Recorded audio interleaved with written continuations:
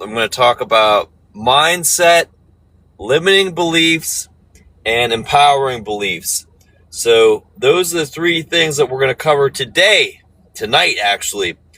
So your mindset when you're talking with women, if you are thinking negatively, if you are constantly thinking cup half empty instead of full, if you're thinking, oh, the last time I did this was years ago, the last time I had a great thing was and you just keep doing that in your head, you're going to fail.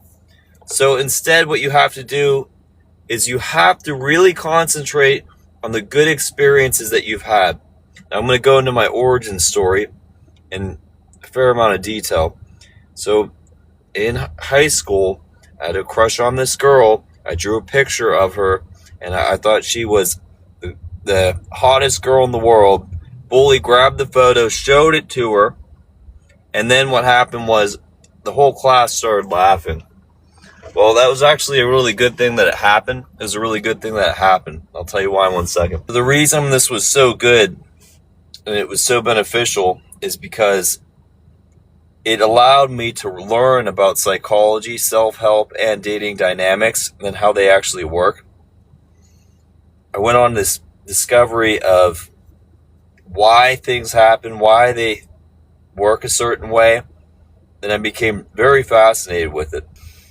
And then I got a girlfriend, and then I got several girlfriends, and then I went on so many dates I didn't know what to do. But it did take some time. And when I teach it, I coach men all the time. It's going to be way less than me because I know all the answers, or most of them. I know a big majority of the answers that even most dating coaches, I would say, don't know. Nobody knows everything, but I know a damn lot of things. So let's go into positive mindset, the way that I think when I go into an interaction. So when I go on a date, I'm thinking, one, I'm going to have a lot of fun, regardless of what happens. And if the girl doesn't show up, usually if I'm going on dates, I usually have 2 dates or 3 dates set up, maybe 1 or 2. You can do that with dating apps. You can go on lots of dates. If your pictures are good, if your messaging is good, you can go on a lot of dates. But a lot of men, they do their pictures wrong. You don't need a lot of money to get great pictures. You really don't. The iPhone quality now is so high quality. If you edit it right, or you send it me to edit it right, I can really make the pictures pop and make them really good. From there, you need only 6 messages. You don't need an immense amount of messages to make it work. Only 6, 7, 5, 8 messages, number. Once you get the number, you do 5 to 8 messages and you go on a date. When you first meet a girl, especially on a dating app, you're going to get a high percentage of flakes. You're only going to get so many people. If you're doing it good, if you're doing it methodical and smart and intelligent and realize there's lots of women, there's lots of reasons they flake, you can get 30-40% of girls going on a date with you. A lot of girls are scared to meet a guy from online too. So you have to take that into consideration. But you got your pictures right, you got your messaging right, you text her right, you do maybe 1 call and it goes well, you go on the date. You go on this date, and these guys, they make this big mistake of sitting in one spot.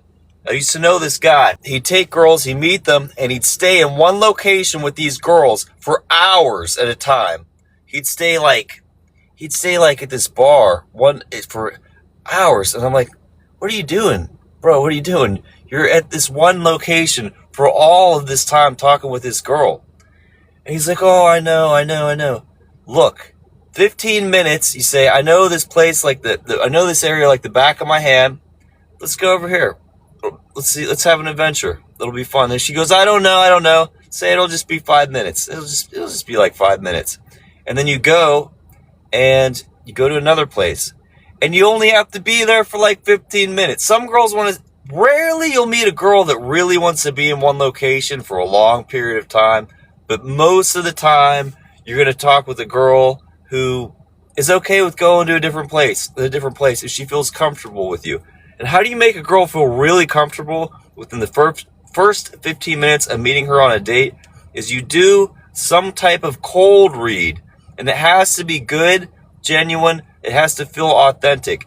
And one of the best ones to do is actually, it's called the Cube. It's probably the best one that you can do. It has never been bad on a first date. It is the best possible one that I've experienced. Out of all the cold reads that I've done, the hundreds and hundreds, it is the best one. And I can go into detail that probably in my community, probably not here. I probably won't go into great detail. I have in-field coverage of it, of me doing it word for word, exactly. I may show a bit of it for free, how it works, because it is so powerful. And it's been around for a long time. I think it was a Chinese ancient cold read analysis thing. You do a great cold read on the first date, and then what happens is there you can take her somewhere else. It's not going to work on every girl, and if you're in a bigger city, the bigger the city it is, like if you're in Miami, if you're in New York, it's going to be harder to move them because she just met somebody online out of millions of people being there. Why is she going to want to go somewhere with a guy she just met? In smaller cities, it's surprisingly, you think the smaller cities should be more scared, but often they're more inclined to want to hang out with you and go to a different place. And if you can point to different areas while you're talking and say, oh yeah, that place over there, and if you know some things about it, you look like you know some things, and that's kind of fun. And then you look like you're a leader. And when you first talk with the girl, you want to smile a little, have a little smirk. A lot of guys will go in and they won't even smile on the date. Or they'll just be rarely they'll be really weird where they're smiling the whole time. So, and that's probably still better than not smiling at all. So you smile somewhat and you talk, you have a smirk. It's a mysterious smirk. You have good facial expressions. You move your eyebrows. You can either do this with your eyebrows or you can do this. The Jack Nicholson one's like this. So you could do either one of those, and it creates emotion whenever you do that. So you do that, creating emotion, you're letting that person talk, and then you can go to the next place. Now, if you meet a girl doing a cold approach, that's completely different, or social circle, that's completely different, because what's happening there is there's no trust, there's no comfort at all when you first see them. With the dating apps, you have pictures, so they can see you, like have a rough idea of what you look like.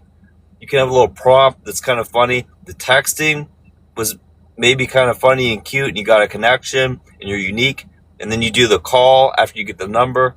So you don't always need the number, but most of the time it's good to have the number. And then you meet them, they're going to feel more comfortable. But if you're just meeting them doing a cold approach, they're going to feel maybe nervous. But here's the truth. Some guys say you have to meet this girl at a high-end place. You have to meet them at this high-end bar on a patio. You don't. You really don't. You can meet a girl on the street. She's walking to a bar, and she says, we're going here, let's go. Or you're in your car. It's a Friday night. She might want you to go with her. But here's the other thing. The other thing, appreciate the likes, is what you do is what was I going to say? Well, it doesn't matter. We'll go to the next topic. And that's single thread theory. You just keep going to the next topic. Because if you keep coming back, it's boring. When you're talking with people, it's really boring. So you use your hands somewhat when you're talking, but you let her talk. You don't look at her too much in the eye. You can look down occasionally. You can look left. You can look right. The other thing is, let's say you met her on a street and you're talking, you go somewhere else, or you're in your car, you have to have, generally, we're in a highly image conscious world right now, maybe not in the future, maybe not 5 years from now, but you have to look pretty good. You have to somewhat looks max your face. Now, my face didn't used to be this handsome. It was not this handsome in the past. Okay? There's things that I do to make my face look pretty damn cool. Okay? I'm old as shit. Alright? But I look young. Sometimes I look like I'm in my 20s because I take care of my face. And when someone's talking with you, they're looking at your face. They're not looking, if you're a guy, the woman's not looking at your nipples. Bro, she's not looking at your nipples. She's looking right at your face. So you have to take care of your face. Generally, it's better to even have a short beard. If you have a small chin, you can do a longer beard. If you're younger and you have a great chin, why do you need a beard? You don't even need a beard. But if you're older, let's say you're in your 40s up to your 60s, you have a lot of gray hairs, you can dye your hair. There's no reason why you can't. There's no law saying you can't dye your hair. If she's 21, you can legally hang out with her. So you have to be aware of those constraints with time. If she's 21 and you're 31 and she likes you, that's fair. So do that. You work on your face, and some people, it sounds gay putting some kind of cream on your face. I have this cream. It is awesome. Sometimes I put it on my face before I go out. And you put that on, your looks maxing. You don't have to do a hard looks max. You don't have to be this guy that does all this bone smashing because you got a beard. It looks like you already have a great chin, or if you already have a great chin, you don't need to do much there. Make sure your eyebrows look good. All right? If you got real thin eyebrows, dye them. It helps. It really does help. And all that stuff adds up. Where I can be in a car hanging out, I'm dressing good for a Friday night. Maybe I got a button shirt on. Maybe I got a peacock hat where I got like a captain hat on, or I did my hair so it's a mullet. It's going to look cool. And the way that I do a mullet is I do it like a fade mullet. That's the best way you can typically do a mullet. You got big ears, cover your hair over your ears. Guess what? They're not big anymore. All right? And no one's going to care if you do that. Because what do women do? They're going to have push-up bras. They're going to have high heels on. They're going to have these shoes that are really high up. They're going to do all kinds of makeup. And I'm not saying do all this kinds of makeup as a man, but if you're old, dye your beard if you have to. Get your eyebrows set up so they look pretty cool. All right? Get a tan. If it's summertime and it's hot out where you're at, get a nice tan. If you're lighter skin, all that stuff adds up. If you can, if you're somewhat fit, it does help. It's not going to make or break it, but it will help to some degree. Whatever way you can, if you're too skinny, gain some weight. If you're too heavy, if you're fat, lose some weight. All of that helps on a date. All of it helps. Now give me 1 second and we'll talk about some more stuff. Guys who have these negative beliefs, they're so limited. They're so negative. You cannot succeed even if you're very handsome, if you are fit, if your looks maxed, and you have all these negative thoughts running through your head, you still cannot succeed. So you have to think of great experiences that you've had in the past. That's one. Maybe you kissed a girl before. Maybe even a girl just smiled when you were talking with her. Let's say you never had a girlfriend. Maybe she smiled when you were having a conversation. Run that in your head. Run it over and over in your head about this girl who smiled while you were talking. And she genuinely smiled. All right? Maybe, let's say you never even talked with the girl, but you probably did. Even if you never had a girlfriend, you probably talked with the girl before. So, run the good experience in your head. Run it over and over. Do that. Say 5 things that you're grateful for every day when you wake up. or at least think of one thing that you're truly grateful for, whatever it is. Because whatever situation that you're in, if you're watching this video, there's people that have it way better than you, no matter who you are. But there's a lot of people that have it way worse than you. Maybe worse than you could ever imagine. So be grateful for something when you wake up. Or write down 5 things. You do those 2 things, you're going to get into a good mindset. You're going to get in a healthy mindset for talking with people. Instead of thinking about this one girl that you broke up with and all the negative, think about today's a great day. It's beautiful out. Look at those trees over there, how they look like an art piece. It's so mesmerizing in a way, and people don't even look at that. Or the sunset, how gorgeous it is. A sunset can be so amazingly beautiful, and people don't even take the time of day to look at it. So be grateful for those things. Think about them in your head. Run it in your head. Run it in your head over and over again. How grateful you are to be alive. You're 1 out of a trillion. And you beat millions of sperm to become a person that's alive in this world. And this world can either be a hell for you or it can be a heaven. If you're around negative people, if you're around people that are constantly not making you feel good, you either have to cut them out of your life or you have to highly limit them if they're family or friends. You have to highly limit them because they're not going to allow you to succeed to the levels that you want to succeed in life.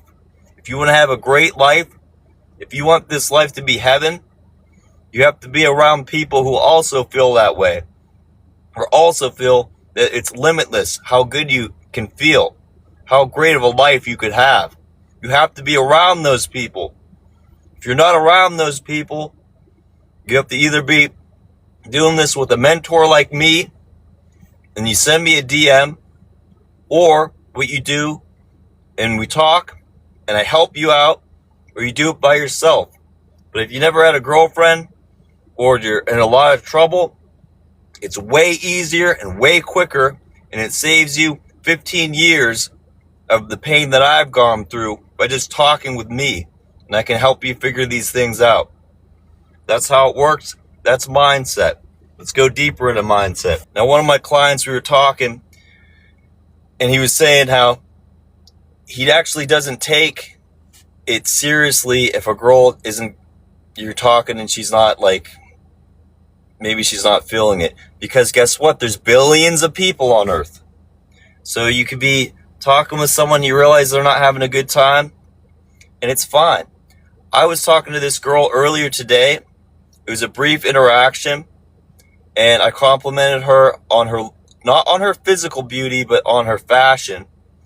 And she made this like face at me. It was like, I was like, maybe she's not in a good mood. We'll let it go. She actually approached me later, and then we spoke for a while. So you have to keep that in mind. The person could even be in a bad mindset when you're talking with them. But you usually want to talk with people that are already in a good mood. Who are the people around that are laughing, having fun? Maybe start talking with them. You could be brief and just see how they are. Just see like what if they're in a really bad mood. Just say, "Pleasure meeting you. Hope you have a great day," and then you walk away. So that's how simple it is getting started. And if you let one person or a group of people or maybe one bad night get to you, you can never have the type of success that is like a heaven. Or maybe one bad night get to you, you can never have the type of success that is like a heaven.